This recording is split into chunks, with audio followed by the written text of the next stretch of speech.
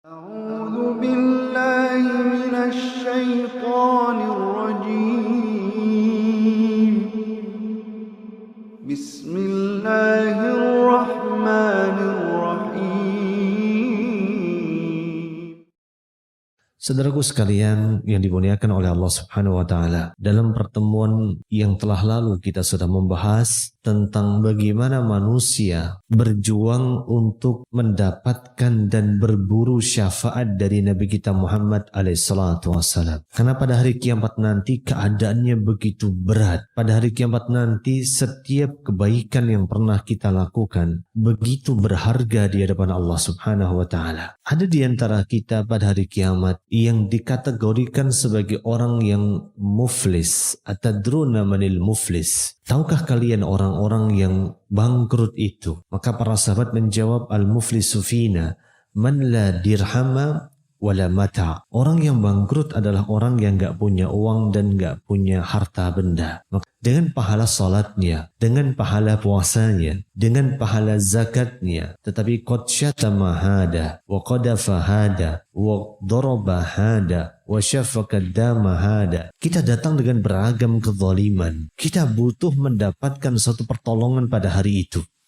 Hari yang sangat berat. Maka dari itu pembahasan tentang syafaat adalah pembahasan yang tidak boleh luput di dalam kehidupan kita. Karena kita semua membutuhkan syafaat pada hari kiamat. Dan syafaat itu ada rahasia-rahasianya. Yang tidak semua orang memahami rahasia-rahasia dari syafaat tersebut. Kita meminta kepada Allah Subhanahu wa taala semoga kita termasuk ke dalam golongan. Kita meminta, kita memohon kepada Allah Subhanahu wa taala. Semoga kajian kita dalam kesempatan malam hari ini akan semakin membuat kita paham ternyata untuk mendapatkan syafaat dari Nabi kita Muhammad alaihissalatu wassalam, kita harus mengupayakannya, kita harus memperjuangkannya, kita harus mengusahakannya. Dan insya Allah kesempatan hari ini kita akan bicara dan menyelesaikan pembahasan tentang masalah syafaat. Dalam pertemuan sebelumnya kita sudah membahas sedikit tentang masail jahiliyah yang disebutkan oleh muallif rahimahullah ta'ala di nomor yang ke-47.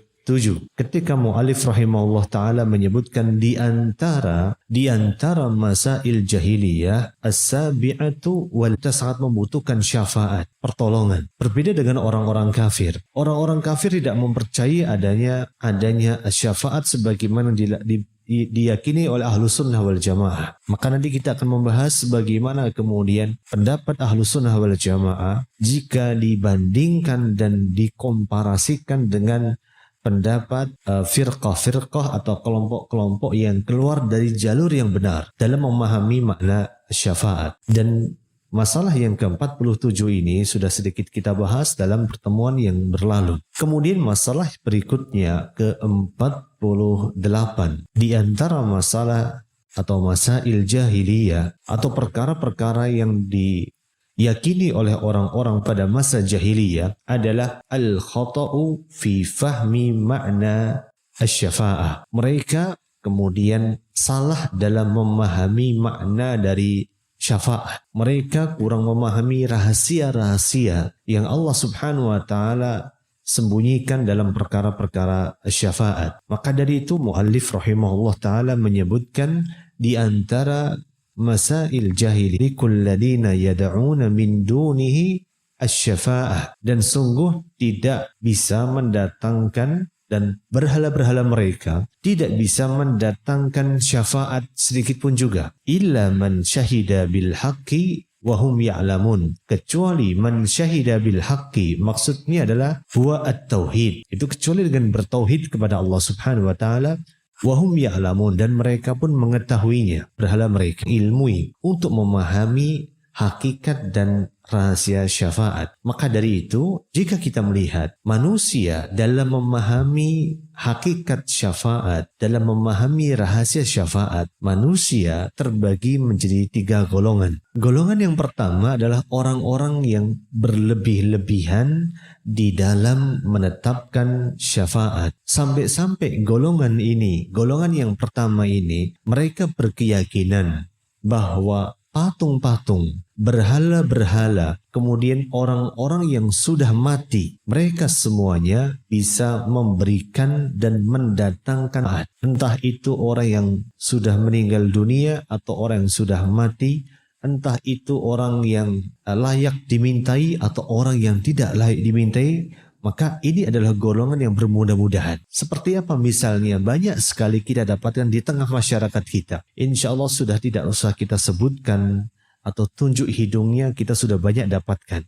Ini yang pertama. Kemudian golongan yang kedua, 180 derajat kebalikan dari golongan yang pertama. Golongan yang kedua adalah orang-orang yang mengingkari adanya syafaat. Apakah ada? Ya, ada. Mereka secara umum adalah orang-orang yang mengadopsi pola pikir serta mengadopsi akidahnya Khawarij dan akidahnya Mu'tazilah. Kita tahu orang-orang Khawarij mereka akan kekal dan abadi di dalam api neraka. Maka mereka termasuk orang-orang yang kemudian mengatakan juga bahwa para pelaku dosa besar adalah kafir. Maka dari itu kalau di tengah masyarakat kita mendapatkan ada fenomena sekelompok manusia, sekelompok orang yang bermudah-mudahan dalam mengkafirkan orang lain, maka sungguh mereka adalah orang-orang yang menganut akidahnya orang-orang Mu'tazilah dan Khawarij. Dan tentunya mereka, orang-orang Mu'tazilah dan Khawarij ini sudah jauh menyimpang dari manhajnya dan madhabnya ahlu sunnah wal jamaah, menyimpang dari jalannya para nabi, para sahabat Nabi yang mulia, dan jalannya para ulama Rabbani. Nah, ini golongan yang kedua. Tentunya pendapat yang kedua ini adalah pendapat yang sesat dan menyesatkan. Golongan yang ketiga terkait dengan bagaimana mereka memahami hakikat dan rahasia syafaat. Mereka adalah golongan yang ada di pertengahan, yaitu ahlu sunnah wal jamaah. Ya, orang-orang yang berpegang dengan sunnah Nabi-Nya Sallallahu Alaihi Wasallam, orang-orang yang berpegang dengan keyakinan yang dibawa oleh Nabi-Nya Sallallahu Alaihi Wasallam secara berjamaah, ahlu sunnah wal jamaah. Mereka adalah orang-orang yang berpegang dengan akidahnya Imam Abu Hanifah, akidahnya Imam Malik bin Anas, akidahnya Imam Asy-Syafi'i, Muhammad, adalah golongan yang tidak berlebih-lebihan dalam menetapkan adanya syafaat. Jadi dalam berbagai masalah ahlu sunnah wal jamaah senantiasa berada di tengah, tidak rata kanan, tidak rata kiri, center, tengah. Maka di antara karakteristik madhab dan manhaj ahlussunnah wal jamaah adalah mereka itu tawassut wal i'tidal. Mereka di pertengahan, tidak berlebih-lebihan dan tidak berkurang-kurangan, tidak gulu dan tidak al-jafa, tidak nambahin dan tidak ngurangin. Itulah golongan yang pertengahan. Maka dari itu ada sebuah pelajaran penting yang harus kita dapatkan dari apa yang sedang kita pelajari ini, bahwa sebaik-baik perkara adalah sesuatu yang sedang-sedang saja. Termasuk kalau kita sebagai seorang pemuda, terkadang kita merasa cinta kepada seseorang. Maka dalam segala sesuatu yang terbaik adalah, kalau orang Jawa bilang ngono yo ngono, tapi ojo koyo ngono. Begitu ya begitu, tapi jangan begitu banget deh. Nah, ini menunjukkan bahwa segala sesuatu itu yang terbaik adalah yang ada di tengah. Tidak berlebihan dan tidak kekurangan. Tidak terlalu lebay dan tidak terlalu alay. Terkadang ada yang lebay, terlalu lebay misalnya. Digigit semut aja, au gitu ya. Itu lebay. Ada yang juga terlalu alay juga, nggak peduli, mau digigit semut, mau digigit tikus, mau digigit ular, cuek-cuek saja. Maka segala sesuatu yang paling baik adalah yang di pertengahan. Nah, ahlu sunnah wal jamaah dalam memahami syafaat ada di pertengahan, tidak menolak syafaat dan juga tidak berlebih-lebihan dalam menetapkan syafaat. Dan ahlu sunnah wal jamaah dalam pertemuan yang kemarin sudah kita bahas bahwa Ahlussunnah meyakini syafaat ada dua. Yang pertama ada, dan hanya Allah berikan kepada orang-orang yang bisa menjaga tauhidnya, bisa menjaga imannya, bisa menjaga takwanya. Maka dari itu Allah Subhanahu wa taala berulang kali menegaskan, sebagaimana Rasul SAW berulang kali menegaskan. Sampai suatu hari Abu Hurairah pernah bertanya kepada Rasul SAW, "Ya Rasulullah, man as'adun nasi bi syafa'atik yaumal qiyamah?" Siapakah orang yang paling berbahagia dengan syafaatmu pada hari kiamat? Maka Rasul SAW mengatakan, sallallahu alaihi wasallam, tiada Tuhan yang berhak disembah kecuali Allah, khalisan min qalbihi wa nafsihi. Dan dia ucapkan la ilaha illallah itu murni dari hatinya, murni dari jiwanya. Maka inilah orang-orang yang berhak mendapatkan syafaat dari Nabi kita Muhammad SAW. Nah, yang pertama ada syafaat yang dia masyru'ah, ibaratnya yang datang di dalam Al-Quran dan ditegaskan di dalam As-Sunnah. Yang kedua, Ahlu Sunnah wal Jamaah mengatakan bahwa syafaat yang kedua ada syafaat yang batil. Nah, syafaat yang batil inilah syafaat yang memang harus ditolak. Itu ketika orang Subhanahu wa ta'ala. Maka dari itu Ahlu Sunnah wal Jamaah ketika bicara masalah iman, itu bicaranya dengan sangat mendetail sekali. Contohnya ketika Rasul SAW mengatakan, mengatakan di dalam sunnah beliau, atau Allah Subhanahu wa ta'ala menyebutkan di dalam Al-Quranul Karim misalnya tentang kekufuran orang yang melakukan satu perbuatan tertentu. Ketika contohnya Rasulullah menyebutkan al-ahdul ladzi bainana wa bainahum as-salah. Pembeda antara kita dengan mereka orang kafir itu adalah as-salat. Faman tarakaha faqad kafar. Barang siapa yang mendekat dengan ini, Ahlu Sunnah sikapnya di tengah. Ahlu Sunnah di tengah antara orang Khawarij dan orang Murji'ah. Kalau orang Khawarij mengatakan orang yang gak sholat pasti kafir. Pasti. Gak ada keraguan di dalamnya. Maka dari itu kalau kita lihat orang yang suka mengkafirkan orang lain, dengan mudah dia kafirkan orang-orang di sekitarnya. Subhanallah, barusan tadi siang saya ketemu dengan salah satu ustadz di Klaten. Dia cerita panjang lebar perjalanan dia dengan subhat yang dilaluinya. Dia sudah dapat subhat dan dapat juga syahwat, semuanya dapat. Termasuk subhat yang dia dapatkan saat dia harus bercerai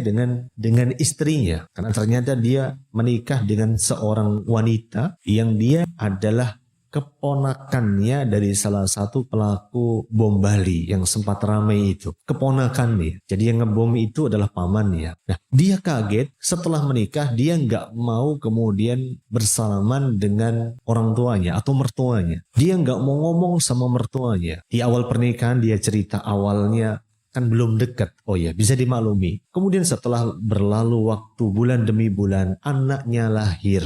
Setahun kemudian, dia tidak memperbolehkan anaknya dipegang oleh mertuanya dengan berbagai alasan bahwa dikatakan orang tuanya kafir dan sebagainya. Subhanallah. Akhirnya kemudian singkat cerita dia pun cerai dengan istrinya tersebut. Dan di sini menunjukkan bahwa ada sebagian dari kita yang masih terkena syubhatnya pemikiran orang-orang takfiri yang suka mengkafirkan orang lain yang tidak sejalan kafar. Ini contohnya, mereka orang-orang Khawarij mengatakan bahwa tanpa ada keraguan mereka kafir. Ini sisi yang sebelah kanan misalnya. Sisi sebelah kiri mengatakan, oh enggak kafir. Selama kemudian mereka meyakini Allah Azza wa Jal itu ada, selama mereka beriman dan sudah mengucapkan la ilaha illallah, mereka enggak kafir. Maka dari itu, saudaraku dimuliakan oleh Allah Subhanahu wa taala, ada yang berbedakan antara al-fi'l dengan al-fa'il. Ahlussunnah wal Jamaah membedakan antara al-qaul dengan al-qail. Ketika Rasulullah SAW menyebutkan al-ahdul ladzi bainana wa bainahum as-salah. Pembeda antara kita dengan mereka orang kafir adalah as-salat. Faman tarakaha faqad kafar. Barang siapa yang meninggalkannya maka dia telah kafir. Maka barang siapa meninggalkannya maka dia telah kafir. Maka di sini yang dimaksud dengan kafir sini adalah perbuatannya. Perbuatan dengan pelaku perbuatan. Pelaku perbuatan belum tentu langsung terjatuh kepada vonis kekafiran. Karena kita sebagai seorang muslim harus berhati-hati dalam memvonis seseorang dalam masalah kekufuran. Menunjuk hidung seseorang itu kafir, padahal tidak ada nas yang menunjukkan bahwa dia itu kafir. Maka sungguh kita harus hati-hati. Karena mungkin ada orang yang meninggalkan sholat karena belum ada iqamatul hujjah. Mungkin dia belum paham bahwa sholat itu wajib. Mungkin masih ada syubhat di kepalanya. Mungkin masih ada ini, mungkin masih ada itu. Banyak sekali alasan dengan al-fa'il, pelaku perbuatan. Ahlus sunnah membedakan antara al-qaul, perkataan, dengan al-qail, orang yang mengucapkannya. Nah, itu kalau kita bicara tentang pengkafiran seseorang yang tidak ada nasnya. Tetapi kalau kita bicara pengkafiran seseorang yang sudah jelas-jelas Allah kafirkan, maka kita tidak ada perdebatan di sana. Contohnya tentang Fir'aun, apakah dia kafir atau tidak? Jelas di dalam Al-Quran dikatakan bahwa dia itu adalah orang yang melampaui batas, sudah kufur. Bagaimana kekafirannya Abu Lahab?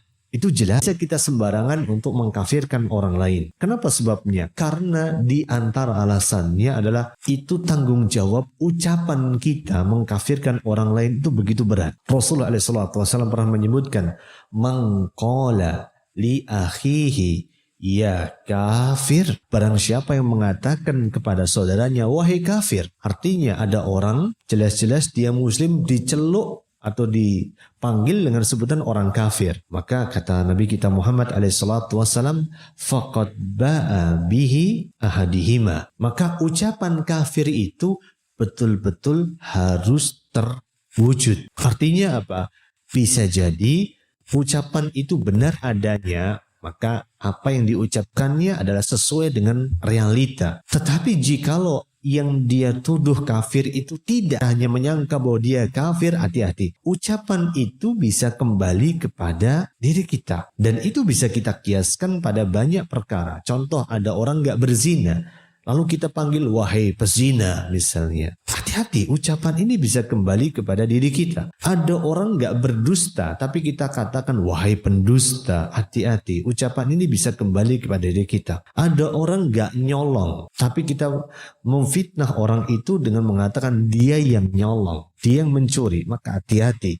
Setiap ucapan yang terlontar dan dituduhkan kepada sesama kaum muslimin itu harus terjadi. Inna dima'akum wa amwalakum. Sesungguhnya harni dalam masalah syafaat itu ada di tengah-tengah. Berbicara dengan sangat mendetail. Ya, kami meyakini syafaat itu ada. Tetapi syafaat hanya diperuntukkan kepada orang-orang yang berpegang dan menjaga tauhidnya. Dan syafaat itu tidak berlaku kepada orang-orang yang kemudian menganggap dan bermudah-mudahan dalam masalah syafaat. Mereka beranggapan patung mereka, berhala mereka, para malaikat bisa mendatangkan syafaat dengan sendirinya tanpa persyaratan-persyaratan yang sudah pernah kita bahas dalam pertemuan yang lalu. Maka dari itu kalau kita bicara masalah dua kelompok yang menyimpang dalam masalah syafaat, tentunya kita semua, pendapatnya orang-orang Mu'tazilah dan pendapatnya orang-orang Khawarij yang mengatakan semua pelaku dosa besar adalah kafir. Semua pelaku dosa besar mukhallad finnar,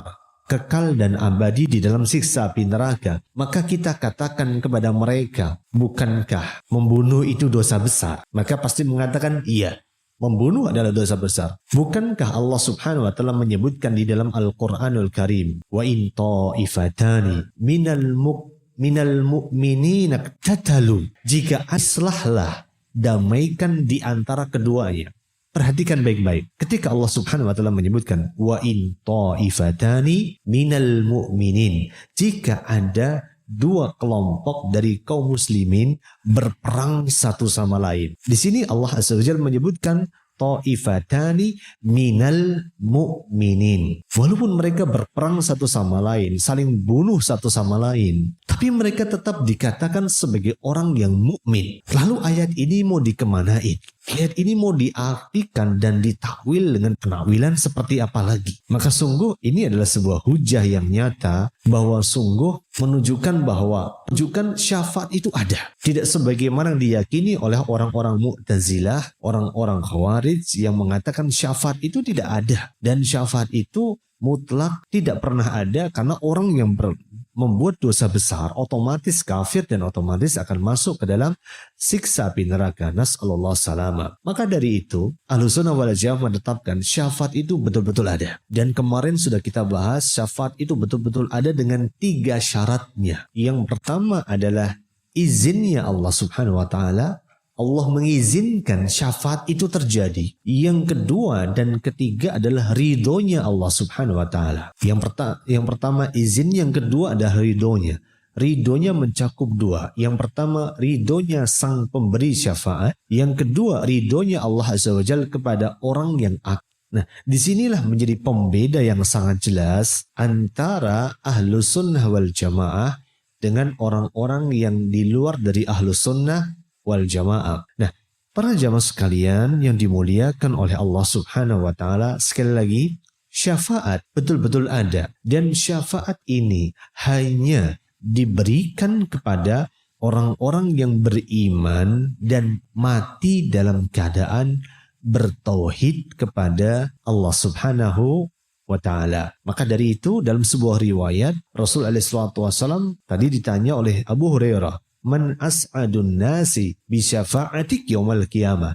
Siapakah orang yang paling berbahagia dengan syafaatmu pada hari kiamat? Rasulullah mengatakan, man qala la ilaha illallah khalisan min nafsihi wa qalbihi. Dan dia mengucapkannya dengan tulus dan ikhlas dari hatinya dan dari jiwanya, memohon ampun dan meminta syafaat untuk orang-orang musyrik. Tidak boleh. Dan ini juga tidak akan dikabulkan oleh Allah Subhanahu wa taala. Karena pernah di dalam sebuah riwayat Imam Muslim dalam sahihnya, ketika Nabi SAW pernah meminta izin kepada Allah Subhanahu wa taala untuk mendoakan ibundanya agar Allah Azza wa Jalla mengampuni ibunda beliau. Maka pada saat itu tidak diizinkan oleh Allah Subhanahu wa taala, tetapi beliau kemudian minta izin untuk menziarahi kuburan beliau yang akan kematian. Bahkan berziarah kubur akan membuat kita akan semakin semangat dalam beramal saleh, karena setiap dari kita akan sadar bahwa kita akan kembali kepada Allah dan kita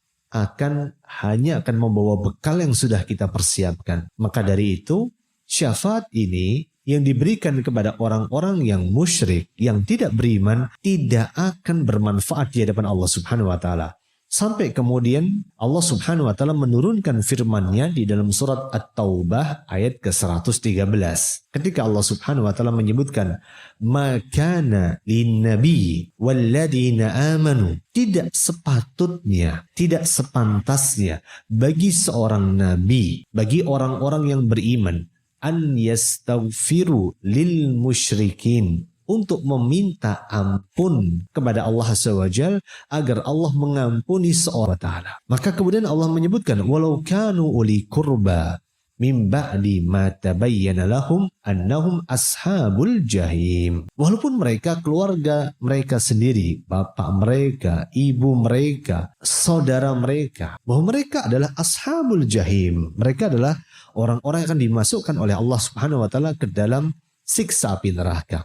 Maka dari itu subhanallah, ini pelajaran penting buat kita. Kita harus pahami betul rahasia syafaat yang telah disediakan oleh Allah Subhanahu wa taala untuk hamba-hambanya. Insya Allah setelah salat Isya kita akan membahas kiat-kiat agar kita bisa mendapatkan syafaat dari Nabi kita Muhammad SAW. Dan ini merupakan bagian dari rahasia syafaat yang harus kita pahami bersama. Insya Allah poin-poin ini akan kita bahas setelah nanti kita jeda dari salat Isya berjamaah. Dan insya Allah kita lanjutkan setelah salat Isya. Wa sallallahu wa sallim wa barik ala nabiyina Muhammadin wa ala alihi wa ashabihi ajma'in. Walhamdulillahi Rabbil alamin. Bismillahirrahmanirrahim. Alhamdulillah wassalatu wassalam ala rasulillah nabiyina Muhammadin wa ala alihi wa ashabihi wa mawalah ma ba'd. Insyaallah dalam kesempatan setelah salat Isya ini kita akan melanjutkan kembali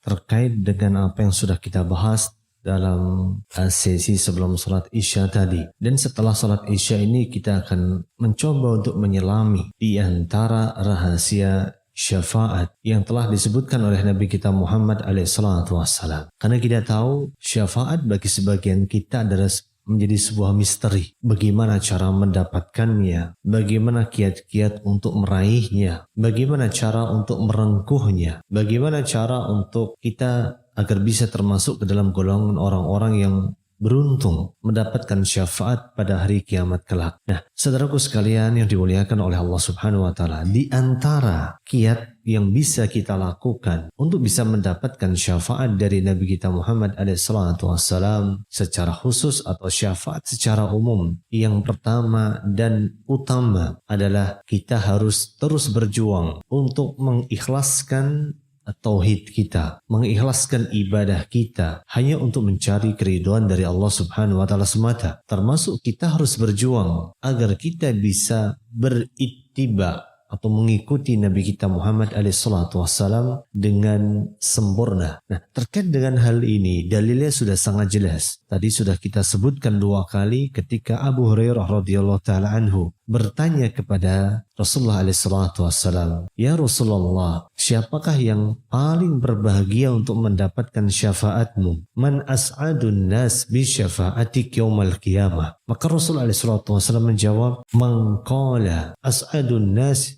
bi syafa'ati yaumal qiyamah." Orang yang paling berbahagia untuk mendapatkan syafaatku pada hari kiamat adalah man qala la ilaha illallah khalisan min qalbihi wa nafsihi. Itu orang-orang yang mengucapkan la ilaha illallah dari hatinya, dari jiwanya yang paling dalam. Artinya apa? Kita harus terus berjuang untuk mengikhlaskan ibadah kita, mengikhlaskan keimanan kita, mengikhlaskan takwa kita hanya untuk mencari ridha Allah Subhanahu wa taala semata. Qul inna salati wa nusuki wa mahyaya wa mamati lillahi rabbil alamin. Katakanlah, sungguh salatku, hidupku, matiku, sesembelihanku hanya untuk Allah Subhanahu wa taala semata, la syarikalah. Maka kalau kita ingin menjadi orang yang paling berbahagia mendapatkan syafaat pada hari kiamat nanti, maka ikhlaskan tauhid kita, ikhlaskan niat kita, ikhlaskan semua tindak tanduk perilaku kita hanya untuk mencari ridha Allah Subhanahu wa taala semata. Termasuk saat kita mengikuti sunnah Nabi kita Muhammad SAW. Dasari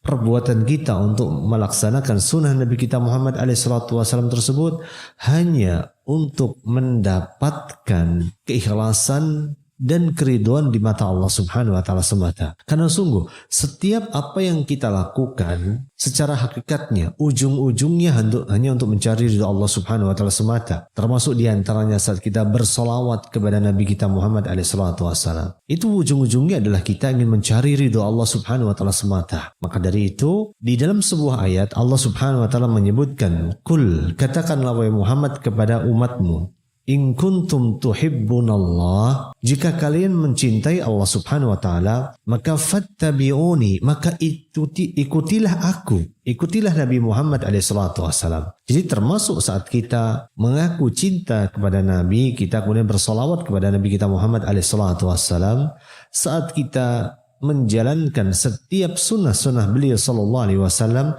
itu semua untuk mencari ridha Allah Subhanahu wa taala semata, dengan harapan itu semua akan mengantarkan kita meraih pintu kebaikan, pintu kebahagiaan, pintu keselamatan pada hari kiamat nanti. Saat kita mendapatkan syafaat dari Rasulullah SAW, saat kita diselamatkan oleh Allah Subhanahu wa taala dari pintu-pintu kehancuran. Nah, ini yang pertama, pintu yang pertama dan utama agar kita bisa mendapatkan syafaat dari Nabi kita Muhammad SAW. Kemudian yang kedua, termasuk di antara rahasia agar kita bisa meraih dan mendapatkan syafaat dari Nabi kita Muhammad SAW adalah kita berjuang dan berupaya dengan cara menjalankan beragam ketaatan kepada Allah Subhanahu wa taala. Sebelum kita beralih ke sana, saya ingin menegaskan bahwa semakin seseorang bisa mengikhlaskan niatnya, bisa menjadikan setiap ibadahnya hanya untuk mencari ridha Allah Subhanahu wa taala semata,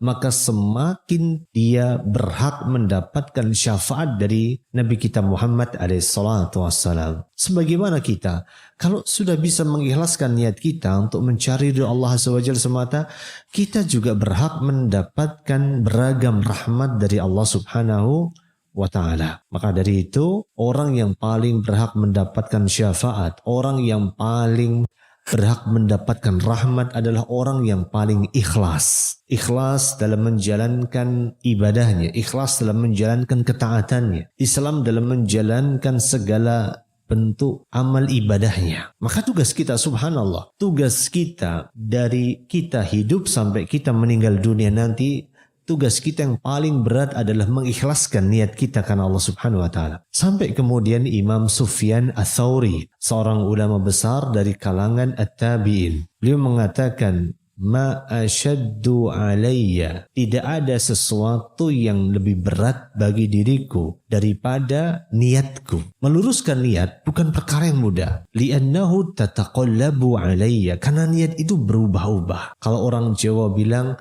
esok dele sore tempe, itu niat kita kayak gitu, berubah-ubah, gak bisa ditebak. Maka dari itu subhanallah, kita harus terus berjuang mentauhidkan Allah. Ucapan yang mudah diucapkan tetapi tidak mudah dilaksanakan, butuh perjuangan, butuh pengorbanan, butuh berdarah-darah bagi diri kita untuk menghilangkan beragam kepentingan dunia. Terkadang nih kita pas beramal, kita pingin dilihat, kita itu pingin didengar, kita itu pingin diakui keakuannya. Aku loh ini lebih baik, lebih pintar, lebih terkenal, dan sebagainya. Dan ini nasihat buat kita semua. Kita sedang bicara tentang kita, bukan tentang saya, bukan tentang Anda. Maka dari itu kita terus berjuang gimana kita bisa meluruskan keikhlasan kita, meluruskan niat kita. Semakin kuat kita bisa mempertahankan keikhlasan itu, maka semakin mudah bagi diri kita untuk bisa mendapatkan syafaat dari Nabi kita Muhammad SAW. Semakin sempurna kita mewujudkan keikhlasan itu, semakin kita tuntas dalam mewujudkan keikhlasan itu, semakin tuntas pula syafaat yang akan kita dapatkan pada hari kiamat nanti. Subhanallah. Maka dari itu,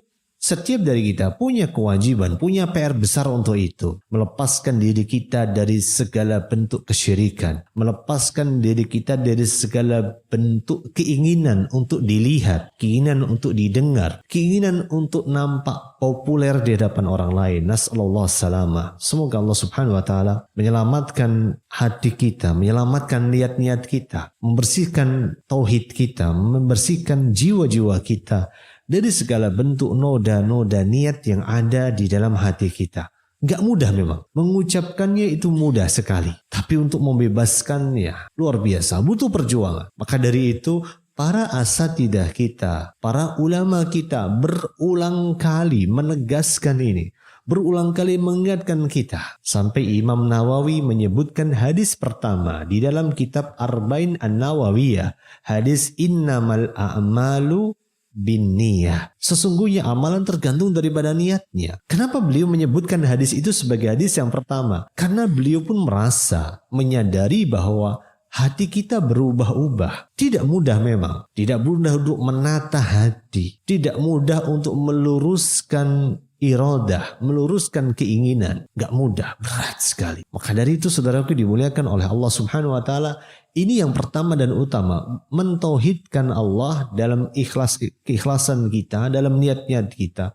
Mudah diucapkan, sulit dilakukan. Kemudian yang kedua, agar kita termasuk orang yang berhak mendapatkan syafaat Nabi kita Muhammad SAW, maka kuncinya adalah perbanyak untuk membaca Al-Quran. Perbanyak membaca Al-Quran. Dengan itu kita bisa mendapatkan syafaat pada hari kiamat nanti. Disebutkan dalam hadis Abu Umamah bahwa beliau pernah mendengar Nabinya SAW memerintahkan kepada para sahabatnya, Iqra'ul Quran, kata Rasulullah SAW, bacalah Al-Quranul Karim. Bacalah Al-Quran, baca saja. Bayangkan sekedar membaca saja. Subhanallah. Allah berikan keberkahan, Allah berikan kebaikan, Allah berikan keselamatan, Allah berikan petunjuk. Al-Quran, bukan Al-Quran. Quran sama Quran beda tipis. Tapi banyak di antara kita yang lebih nyaman baca Quran daripada baca Quran. Banyak di antara kita lebih nyaman baca status daripada baca Al-Quran. Banyak di antara kita baca komentar daripada baca Al-Quran. Maka dari itu Rasul pernah menyebutkan Iqra'ul Quran, bacalah Al-Quran. Baca. Kalaupun kita belum punya kemampuan untuk mentadabburinya, belum tahu tafsirnya,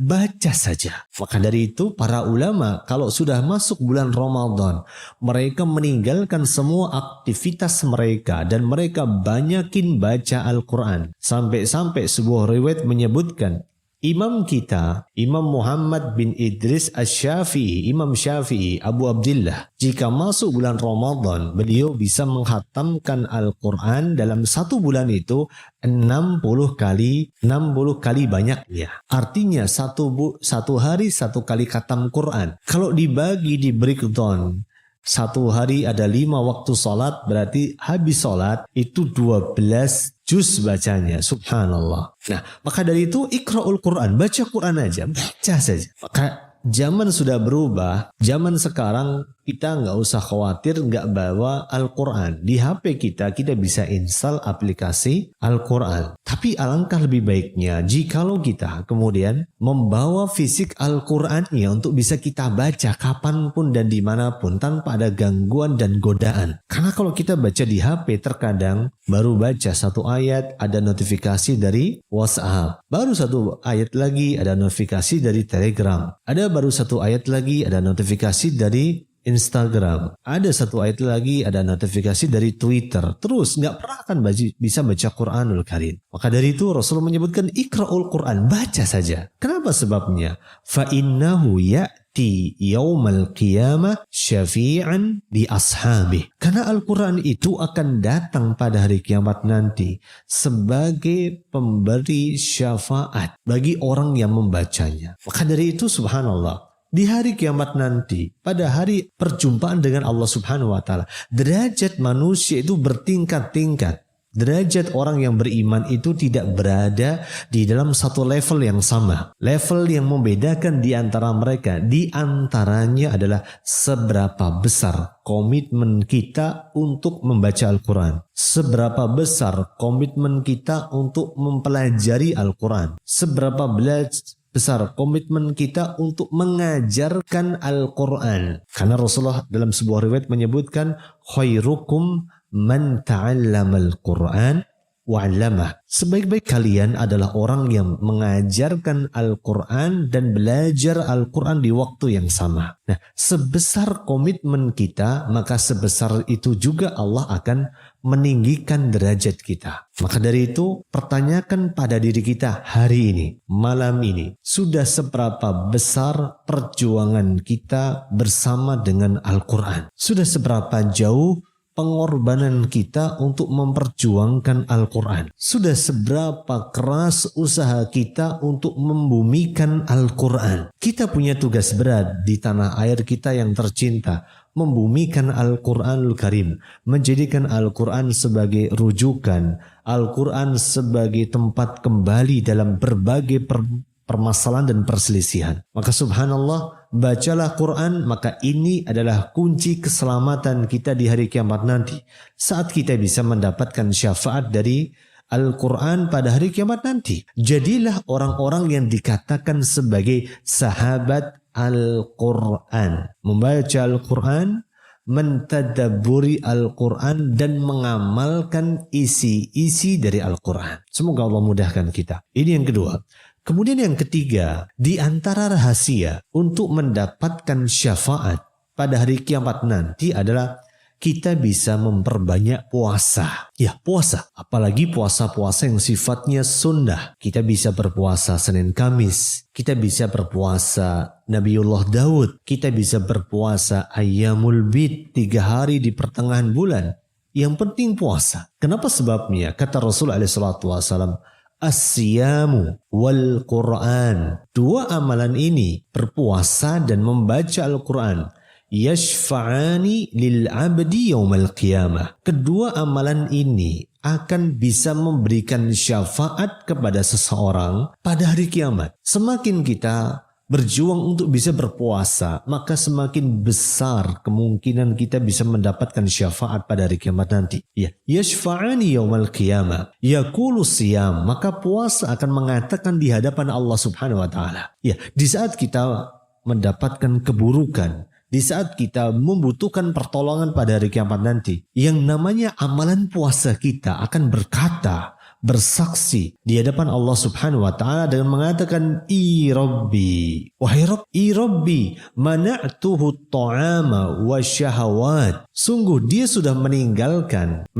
makanannya, dia sudah meninggalkan syahwatnya bin nahar, pada waktu siang. Fasyafi'ni fihi, maka aku berikan syafaat untuk dirinya.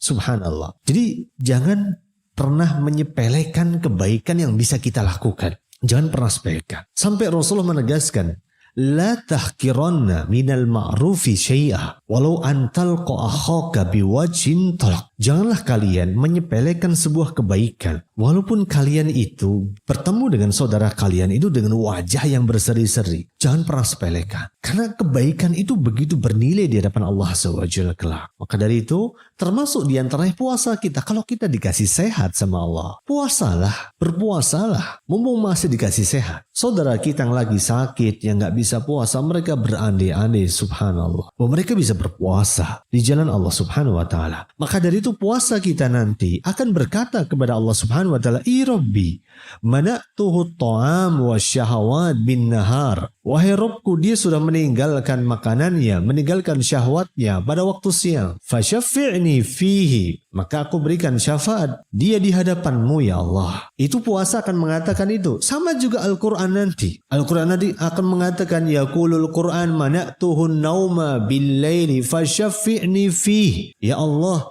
dia kalau di malam hari dia sampai kurang tidur karena baca Quran ya Allah, maka aku berikan syafaatku kepada orang ini agar engkau menyelamatkan orang ini ya Allah. Maka kata Rasulullah SAW, fayushaffa'ani, maka kedua amalan ini memberikan sebuah syafaat, diperkenankan oleh Allah SWT untuk memberikan syafaat kepada keduanya. Subhanallah. Maka dari itu, yang ketiga, kalau kita ingin diselamatkan oleh Allah SWT, kalau kita ingin mendapatkan syafaat yang penuh dengan misteri, maka perbanyaklah untuk berpuasa. Berpuasalah untuk mengharapkan ridho Allah Subhanahu wa taala semata. Karena banyak di antara orang di luar sana yang berpuasa niatnya salah, supaya sehat. Kalau niat kita puasanya hanya untuk mendapatkan kesehatan, sehat itu dapat, pasti dapat. Tapi ridho Allah belum tentu dapat. Cobalah kita lihat Pak Tani yang menanam tanaman di sawah. Petani itu senantiasa melakukan aktivitas, diantaranya adalah kalau orang Kulon bilang aktivitas matun. Orang sini bilang matun nggak kira-kira? Matun. Karena ketika orang nanam padi, yang namanya rumput itu pasti ikut. Maka yang namanya orang mencari akhirat, dunia pasti dapat. Tapi kalau kemudian kita pakai logika terbalik, saya nggak mau deh nanam padi, karena mesti rumput itu kok ikut aja ya. Padahal untuk nanam padi, seorang petani harus menyisihkan hasil panennya untuk dijadikan bibit lagi. Maka kalau kita menggunakan logika terbalik misalnya, saya nggak mau menanam padi, karena kalau nanam padi mesti tumbuh rumput. Kalau gitu saya mau nanam rumput. Pertanyaannya, apakah kalau kita nanam rumput padi akan tumbuh? Nggak akan pernah. Itulah permisalan kalau kita hanya meniatkan sesuatu hanya untuk mencari dunia. Kita cuma dapat capek, yang kedua kita nggak dapat hasilnya. Kita cuma dapat capek, kita nggak dapat akhirat. Tapi kalau kita mendapatkan dan berusaha meraih akhirat, maka kita dapat dunia dan dapat akhirat. Dan dua hal ini memang nggak bisa dipisahkan. Karena di dalam Al-Quran Allah tegaskan, wabtaghi fima atakallahu darul akhirah, dan carilah apa yang Allah janjikan untukmu dari kehidupan akhirat. Tetapi satu, wala tansa nasibaka minad dunya, jangan kalian lupakan bagian kalian dari kehidupan dunia. Kita boleh sholat, kita boleh ibadah, kita boleh puasa, kita boleh ngaji, tapi ingat kita juga harus mencari dunia, cari nafkah. Karena untuk sholat juga butuh modal. Orang sholat butuh modal beli parfum. Orang ibadah juga butuh modal. Orang zakat butuh harta nggak kira-kira? Butuh harta. Orang sedekah butuh duit nggak? Butuh duit. Apalagi kalau kita mau haji, kalau kita mau umroh, kalau kita mau wakaf, kalau kita mau sedekah. Itu ibadah semuanya. Butuh duit. Butuh kita cari dengan dunia kita. Maka dari itulah, saudaraku yang dimuliakan oleh Allah Subhanahu wa Ta'ala, berpuasalah dengan mencari ridho Allah Azza wa Jalla semata. Jangan pakai embel-embel yang lain. Karena dunia pasti akan ikut. Nah, ini yang ketiga. Kemudian yang keempat, rahasia dari syafaat yang keempat. Agar kita bisa meraih syafaat di hari di mana hari itu begitu berat di hadapan kita semua nanti adalah kita memperbanyak doa setelah azan. Antara azan dan iqamah, jangan sibukkan diri kita dengan hal-hal yang tidak ada manfaatnya. Banyakin doa, banyakin mengamalkan sunnah Nabi kita Muhammad alaihissalam. Dan di antara doa yang diajarkan dan dianjurkan oleh Rasulullah alaihissalam selepas adzan adalah sebagaimana Rasulullah alaihissalam menyebutkan, mangqala hina yasma'u an-nida. Barang siapa yang dia berdoa saat dia setelah mendengar an-nida, mendengar panggilan salat, Allahumma rabba hadihi da'wati tamah wassalatil qa'imah ati Muhammadan wasilata wal fadilah wa ba'athu maqaman mahmudan alladhi wa'adtah. Kalau kita baca doa itu, apa kata Nabi kita Muhammad alaihissalam?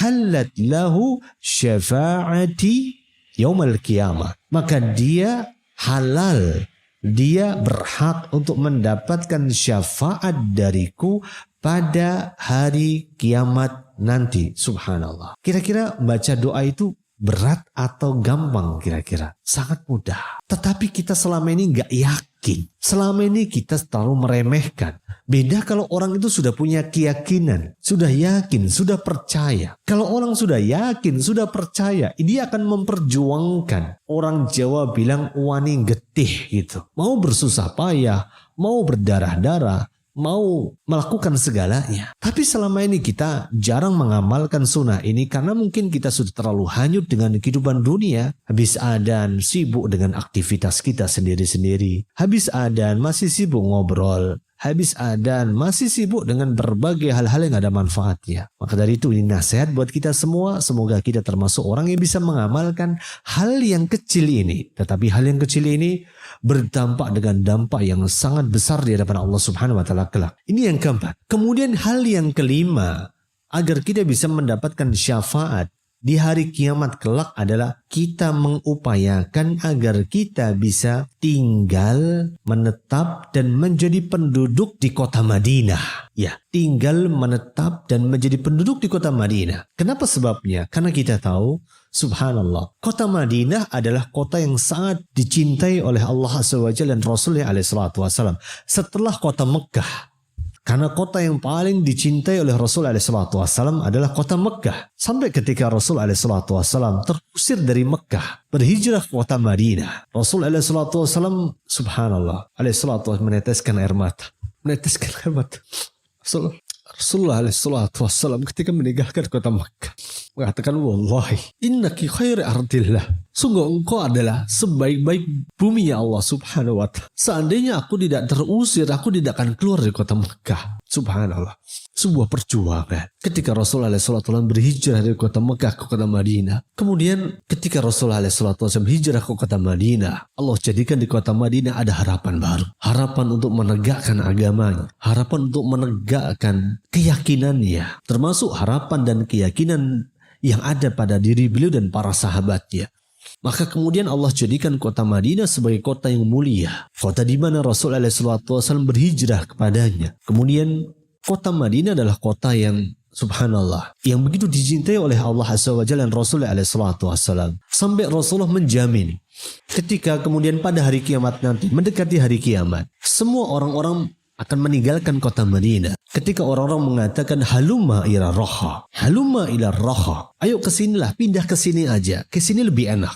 mengajak orang-orang untuk keluar dari kota Madinah. Maka kemudian pada saat itu orang-orang yang masih lurus akan mengatakan wal madinatu khairul lahum law kanu ya'lamun. Dan kota Madinah lebih baik bagi diri mereka kalau mereka itu mengetahuinya. Sampai Rasulullah membesarkan hati orang-orang yang tinggal di kota Madinah dengan mengatakan man sabara ala shiddatiha wa la'waiha fakuntu syafi'an aw syahidan lahu yaumal qiyamah. Barang siapa yang dia bisa bersabar dengan panasnya kota Madinah, bisa bersabar dengan beratnya hidup di kota Madinah, maka sungguh aku akan memberikan syafaat bagi dirinya pada hari kiamat. Maka hadis inilah yang kemudian menginspirasi seorang Umar bin Khattab untuk berdoa kepada Allah Subhanahu wa taala. Ketika Umar berdoa kepada Allah Subhanahu wa taala, berdoa kepada Rabbnya, Allahumma inna nas'aluka syahadatan fi sabilik waj'alil mauti fi biladin nabiyik. Ya Allah, inna nas'aluka syahadatan fi sabilik. Aku meminta kepadamu mati syahid. Ini yang pertama. Waj'alil mauti fi baladi nabika sallallahu alaihi wasallam. Dan jadikan kematianku ada di negerimu, di negeri nabimu, di kota Madinah. Mendengar doa yang terus diucapkan oleh Umar bin Khattab tersebut, putrinya yang tercinta mengatakan, wahai ayahanda, bagaimana mungkin engkau mengumpulkan dua hal yang tidak mungkin terkumpul? Yang pertama mati syahid, yang kedua meninggal di kota Madinah. Karena kita tahu tidak ada peperangan di kota Madinah pada zaman Umar. Yang namanya peperangan di luar kota Madinah, melakukan penaklukan daerah dalam rangka menegakkan kalimat Allah Subhanahu wa taala. Gak mungkin ya ayahanda. Tapi Umar percaya dengan doa yang diucapkannya. Maka subhanallah, doanya Umar bin Khattab dikabulkan oleh Allah Subhanahu wa taala. Beliau mati syahid, ditusuk, ditikam dari belakang, dan beliau juga meninggal di kota Madinah. Subhanallah. Maka dari itu, jika kita punya kemampuan, jika kita punya kesempatan untuk bisa tinggal di kota Madinah, maka lakukanlah. Atau minimal kita berziarah ke kota Madinah, kita melantunkan doa-doa terbaik kita kepada Allah Subhanahu wa taala. Semoga Allah Subhanahu wa taala menjadikan kecintaan kita kepada kota Madinah akan mengantarkan kita untuk bisa mendapatkan syafaat dari Nabi kita Muhammad alaihissalatu wassalam. Amin ya rabbal alamin. Ini yang kelima. Kemudian yang keenam, di antara rahasia untuk mendapatkan syafaat dari Nabi kita Muhammad alaihissalatu wassalam adalah memperbanyak salawat kepada Nabi kita Muhammad alaihissalatu wassalam. Banyakin salawat, terutama di waktu-waktu di mana kita diperintahkan memperbanyak salawat itu. Pada hari Jumat, pada malam Jumat. Karena mereka orang bersalawat kepada nabinya sallallahu alaihi wasallam disebutkan oleh Rasul alaihi salatu wasallam aulan nas bi yaumal qiyamah. Orang yang paling berhak mendapatkan syafaatku pada hari kiamat, siapakah mereka? Aktsaruhum alayya salatan. Itu orang yang paling banyak salawatnya kepadaku. Tapi kita harus ingat, salawat adalah ibadah. Maka ibadah sifatnya adalah tauqifiyah. Sudah paketan dari Allah Azza wa Jalla. Hendaklah kita bersalawat sebagaimana salawat-salawat yang diajarkan oleh Nabi kita Muhammad alaihissalatu wassalam. Semoga salawat yang kita amalkan sesuai dengan apa yang diajarkan oleh Nabi kita Muhammad alaihissalatu wassalam akan mengantarkan kita untuk bisa mendapatkan syafaat dari beliau sallallahu alaihi wasallam. Kemudian yang ketujuh, di antara amalan yang merupakan rahasia untuk mendapatkan syafaat dari Nabi kita Muhammad alaihissalatu wassalam adalah saat kita meninggal dunia. Saat kita meninggal dunia, kemudian kita disolati oleh orang-orang yang bertauhid kepada Allah Subhanahu wa taala, maka doa-doa mereka bisa menjadi sebuah penolong bagi diri kita di hadapan Allah Subhanahu wa taala kelak. Rasulullah pernah menyebutkan, "Ma min mayyitin tusalli alaihi." Tidaklah seorang mayat disolatkan ummatun minal muslimin oleh sekelompok dari orang muslim yabluguna mi'atan dan mencapai 100 orang, kulluhum yashfa'una lahu illa syuffi'u fihi, dan mereka semua memberikan syafaat kepada orang tersebut, pasti Allah akan berikan, Allah akan ijabah syafaat tersebut atau Allah berikan kepada dirinya. Syafaat itu akan Allah berikan kepada dirinya. Subhanallah. Kalau kemudian yang nyolatin kita sampai 100 orang dan semuanya termasuk ahli tauhid, sebagaimana disebutkan dalam riwayat yang lain, ma min rajulin muslimin yamutu, tidaklah ada seorang pria yang muslim dan dia meninggal dunia, fayakumu ala janazatihi arba'una rajula, dan kemudian menyolatkan orang itu ada 40 orang pria atau 40 orang, la yusyrikuna billahi syai'a, dan 40 orang ini tidak mensekutukan Allah Subhanahu wa taala dengan apapun juga. Jadi di sini menguatkan hadis yang pertama.